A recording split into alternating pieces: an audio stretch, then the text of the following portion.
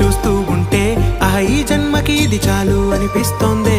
నువ్వు నా కంట పడకుండా నా వెంట పడకుండా ఇన్నాళ్ళెక్కడ ఉన్నావే?